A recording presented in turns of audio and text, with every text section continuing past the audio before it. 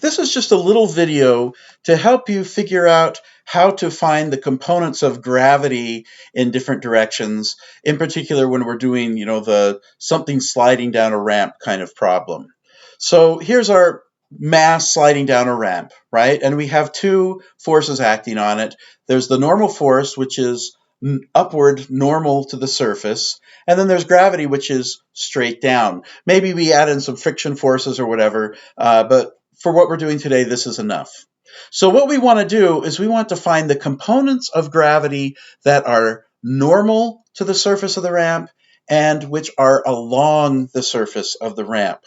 Well, the way I like to do this is I like to transform into a reference frame where y is perpendicular to the surface and x is along the surface. So what we're going to do is I'm just going to take this whole picture and I'm going to rotate everything by an amount theta. So this angle here is theta, and I'm going to rotate everything by that angle theta such that now the ramp is horizontal. So the ramp is not really horizontal. I'm just kind of turning my head or turning my piece of paper so that it's easier to look at. All right, and notice I had to rotate the ramp by an angle theta to get it horizontal. I had to rotate my block by an angle theta to get it horizontal. And in the process, I rotated my forces also by an angle theta. So that means the angle of gravity relative to the direction which is normal to the surface, that I'm going to call y, is theta, right? It's the same theta we have down here because they rotated by the same amount. Let's go back and see that again. So they both rotate by an amount theta. So that angle there is theta. So I can then find the x and y components of gravity, or rather the components along the ramp and the component normal to the ramp. The component normal to the ramp is just the force due to gravity times cosine of theta downward. And the component along the ramp is just the force due to gravity times sine of theta, because it is the opposite side. It's the side opposite theta. All right? So let's move our mass back down to where it belongs on the ramp, and there you see we have found the components correctly. Now we'll just rotate that back, and there's what the picture looks like,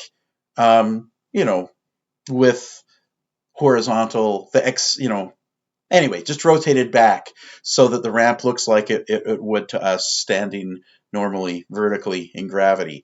And so here you have the force due to gravity, and notice that I can take a component, I can write the total force due to gravity as a component that is parallel to the ramp plus a component which is perpendicular to the ramp.